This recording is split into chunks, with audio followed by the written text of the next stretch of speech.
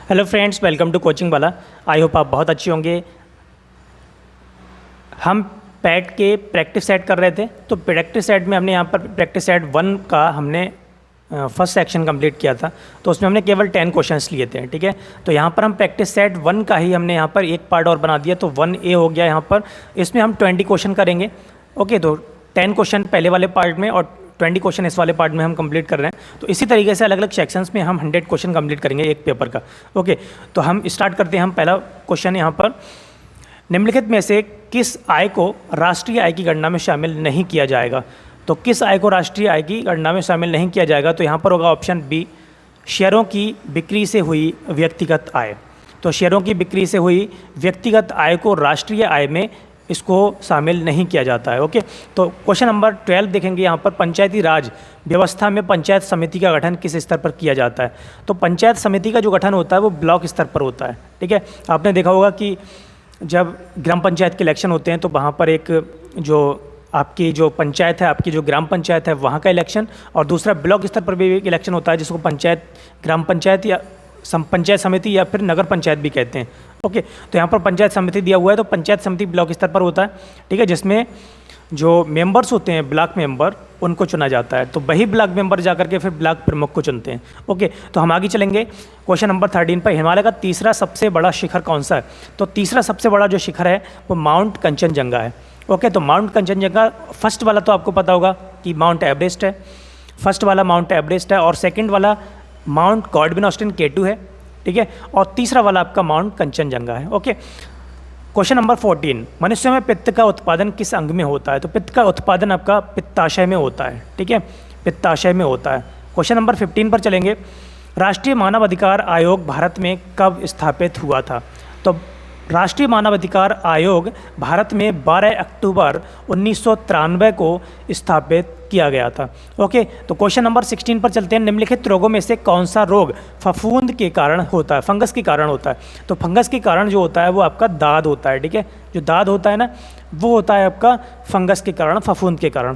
Question number 17 पर चलते हैं, भारत के संविधान के मूल दस्तावेज को डैश द्वारा हाथ से लिखा गया था। तो डैश द्वारा हाथ से लिखा गया था, ज़्यादातर लोग टिक कर देते हैं डॉक्टर BR अम्बेडकर पर, लेकिन यहाँ पर आपका ऑप्शन होगा सी, प्रेम बिहारी नारायण रायजादा। तो इन्होंने जो हाथ से लिखा था इसको, ठीक है, तो प्रेम बिहारी नारायण रायजादा। लेकिन ड्राफ्ट कमेटी के जो अध्यक्ष थे वो थे डॉक्टर BR अम्बेडकर, प्रारूप समिति के। तो प्रारूप समिति के अध्यक्ष कौन थे, डॉक्टर BR अम्बेडकर थे। तो ऑप्शन सी इसमें करेक्ट होगा। ऑप्शन डी इसमें दिया नहीं है, ओके, ऑप्शन डी मिस हो चुका है इसमें से, तो यहाँ पर हम ऑप्शन सी तक ही ले रहे हैं। तो ऑप्शन सी इसमें करेक्ट है, ओके, प्रेम बिहारी नारायण रायजादा। क्वेश्चन नंबर 18 पर चलेंगे, विटामिन B7 का रासायनिक नाम क्या है। तो विटामिन B7 का रासायनिक नाम पेंटोथेनिक एसिड है। क्या है, पेंटोथेनिक एसिड आपका इसमें करेक्ट आंसर होगा। क्वेश्चन नंबर 19, मुंशी प्रेमचंद का जन्म कहाँ हुआ था। तो मुंशी प्रेमचंद का जन्म जो हुआ था वो वाराणसी में हुआ था, ओके। तो ऑप्शन डी इसमें करेक्ट है, वाराणसी। ऐसे यहाँ पर चलते हैं, किस पड़ोसी देश को land of the thunder dragon कहा जाता है। तो थंडर ड्रैगन किसको कहा जाता है, भूटान के लिए कहा जाता है। तो ऑप्शन इसमें डी बिल्कुल करेक्ट होगा, भूटान, ओके। क्वेश्चन नंबर 21 देखेंगे, भारत में ब्रिटिश शासन का बड़े पैमाने पर विस्तार सहायक संधियों के माध्यम से हुआ, जो गवर्नर जनरल के शासनकाल में शुरू की गई थी, ठीक है। तो ऑप्शन इसमें आपका डी करेक्ट होगा, लॉर्ड क्लाइव। तो लॉर्ड क्लाइव इसमें ऑप्शन करेक्ट है, ओके। तो लॉर्ड क्लाइव ने क्या किया था, सहायक संधियों के माध्यम से जो रियासतें थीं उनको, ठीक है, उनको शामिल कर लिया था ब्रिटिश शासन में, ओके।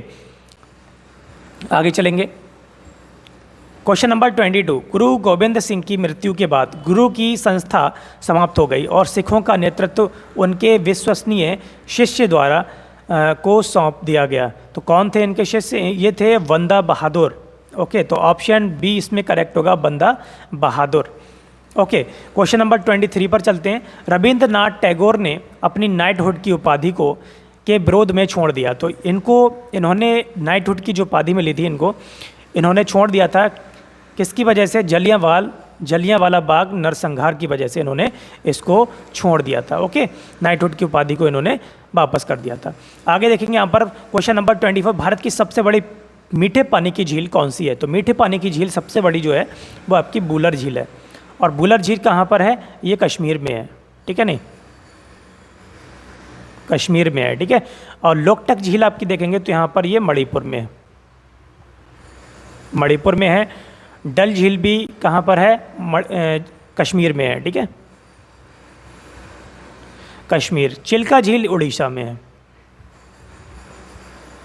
चिल्का झील उड़ीसा में है, ओके। तो सबसे ज़्यादा खारे पानी की झील, भारत की सबसे बड़ी खारे पानी की झील चिल्का झील है, ओके।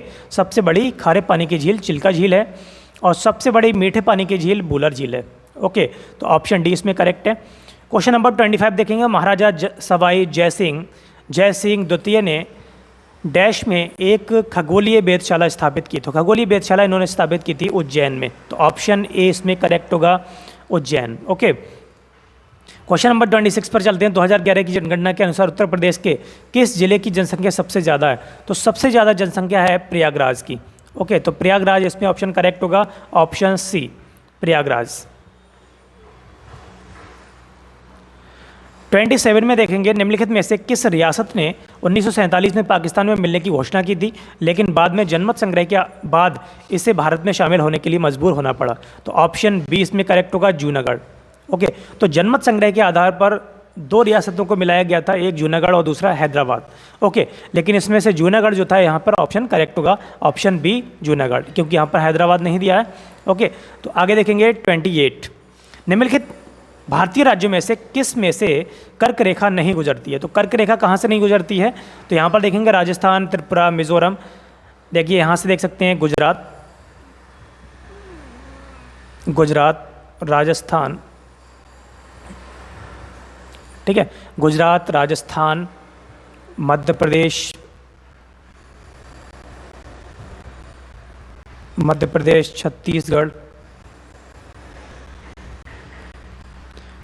छत्तीसगढ़, ठीक है, छत्तीसगढ़। उसके बाद में यहाँ पर आएगा झारखंड, पश्चिम बंगाल,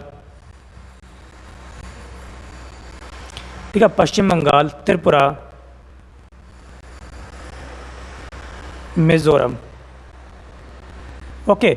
तो ये यहाँ पर आपके हो गए, यहाँ पर ये गुजरात, राजस्थान, मध्य प्रदेश, ठीक है, गुजरात, राजस्थान, मध्य प्रदेश, छत्तीसगढ़, झारखंड, पश्चिम बंगाल और त्रिपुरा, और ये आ गया आपका मिज़ोरम। तो यहाँ पर हम चेक कर सकते हैं, यहाँ पर उत्तर प्रदेश नहीं है, तो ऑप्शन डी इसमें करेक्ट होगा, उत्तर प्रदेश। तो उत्तर प्रदेश से कर्क रेखा नहीं गुजरती है, ओके। निम्नलिखित भारतीय राज्यों में से किस राज्य के द्विसदन विधानमंडल नहीं है?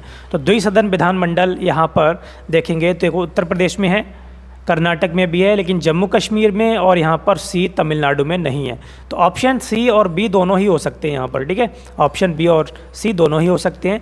तो तमिलनाडु और जम्मू कश्मीर दोनों में द्विसदन नहीं है, ओके। द्विसदन का मतलब है जहाँ पर विधानमंडल में दो भाग होते हैं, एक विधानसभा और दूसरा विधान परिषद, ठीक है। तो जैसे उत्तर प्रदेश है तो उत्तर प्रदेश में विधानसभा विधान परिषद दोनों होते हैं, ठीक है।